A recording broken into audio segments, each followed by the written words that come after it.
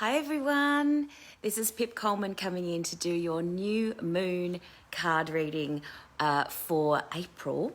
And the really exciting thing is I found this amazing autumny filter, which I'm loving, because obviously with autumn here, I wanted to embrace the seasons and really cool. I'm so excited to come in today and do this reading for you because today is the new moon for the start of the astrological year. So we're actually starting with Aries, the new moon in Aries. So we are beginning fresh. We're starting a whole new year, which is really, really cool.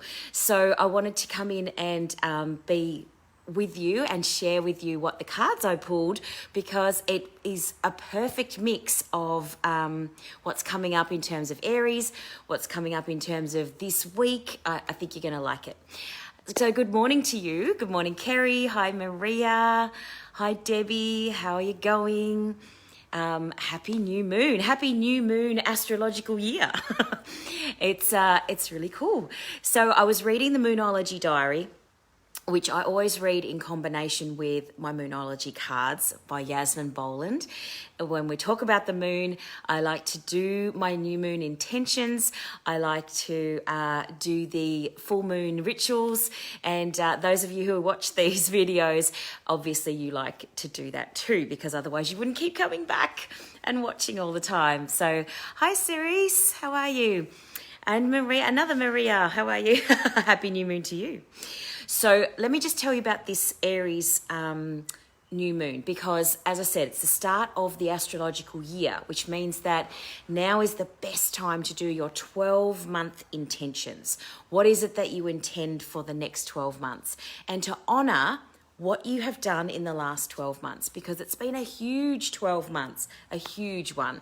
So as we all know, so this next 12 months, this is the perfect time. Today, particularly the 12th of April, is a great time to write down your intentions for the next 12 months and set those in motion. Get those intentions out there.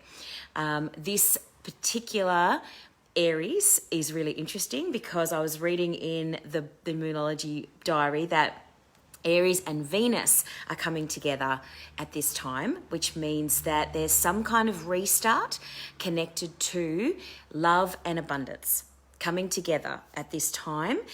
But especially those who are tapping into the new moon intentions, it's really important to consider restarts in terms of abundance, money, and love at this time. That's what's going to be coming up for us.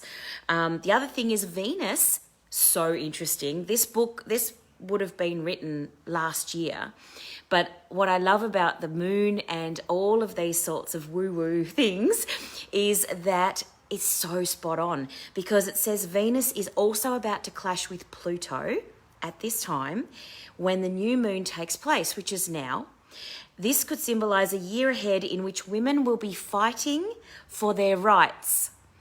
It could also herald a week in which women are asked to stand up to the patriarchy, to embrace their goddess consciousness. I'm getting tingles right now because what is going on right now is exactly that, isn't it? Isn't that what's happening right now? Can you feel the rising up that's happening right now in the world? And the new moon in Aries is a wonderful time to tune into the goddess energy, because that's what the goddess is all about, the goddess Venus. So I'm so excited because every Monday I also do a meditation class at 6:30, which you can join by Zoom, or you can join in person. If you happen to be on Phillip Island, you can come here to my studio. But the wonderful thing about last year, and I'm so grateful, is that things are now available to a wider audience. And that means that women and men and everybody can start coming together a lot more, connected in a positive way, connected in an equal way. And what I'd love to see, my intention for the next 12 months, is not that we rise up and leave our beautiful menfolk behind, but we rise up and we bring the men with us. We rise up into our full power, and we bring the men up too. It's not about doing things alone. It's never been about doing things alone. The rest of nature is very symbiotic, and it works together, and every animal and plant works together, and that's what it's all about. And it's only humans who do that separate thing, that you're a man, you're a woman, you're gay, you're not gay, you're whatever. We do this separation thing, and that's not what nature is all about. That's not what the universe is all about. It's all about coming together. So I'm really excited by this new moon information, and I love reading the information. I don't ever read ahead because I like to read it in the moment and go, oh my God, that's amazing. That's so cool. So the cards that I pulled specifically for us, those of you who are watching this video today, and I hope these leaves are not too distracting to you, but I'm loving it because it's making me feel like, it was rising up. The energy's rising up. So our first card always when we do a new card spread is what's rising up in me. And I love that we got the bring love into the situation card, which is the new moon in Aries card, Aquarius card, I should say. So bring love into the situation. Perfect. Exactly what we need to do. And as I said, Pluto and Venus and Aries all coming together means that we're talking about love and abundance. I just said that about the energy of right now. So bring love into the situation.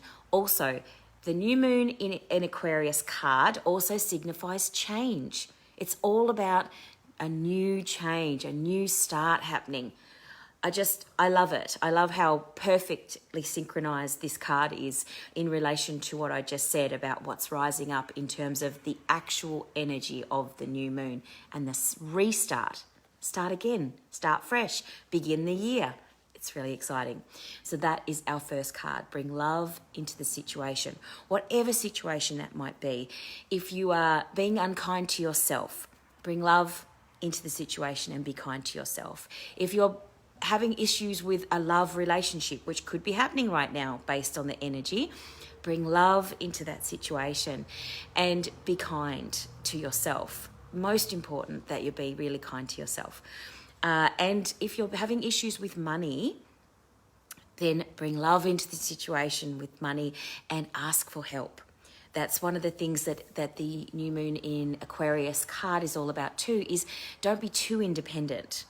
Try not to be a dysfunctional independent person or a dip, as my friend Robert Holden, the wonderful Robert Holden talks about being a dip, which is a dysfunctional independent person who's someone who tries to do everything alone.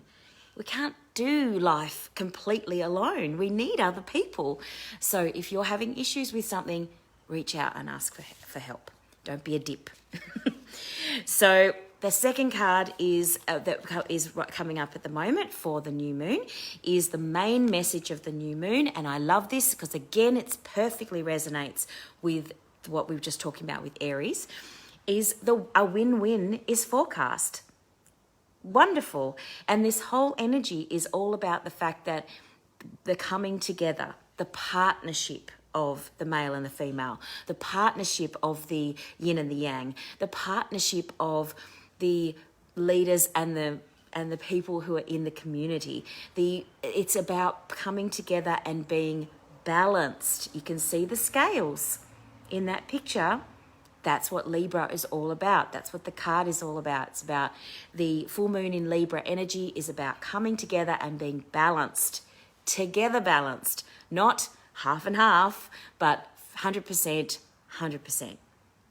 Very, very important that we come together 100% each, not half of ourselves and then half of themselves, because that's not a true coming together and being equal. So beautiful energy of the what we need to know in terms of energy. And the third one, perfect, of course, as well. Hi, Bethany. Hi, Debbie. Hi, Nigel. Nice to see you. Is the third card is conclusions are within reach. So the full moon eclipse card is amazing, and it's coming in to just let you know that things are finishing. As I said, this week we're finishing the cycle of the last energetic year. astrological year, and we're starting a new cycle. So be mindful of that, and that you spend that time honoring and letting go, and allow things to fall away that are no longer working for you, and honor what did work for you, and really focus on intending for the next 12 months.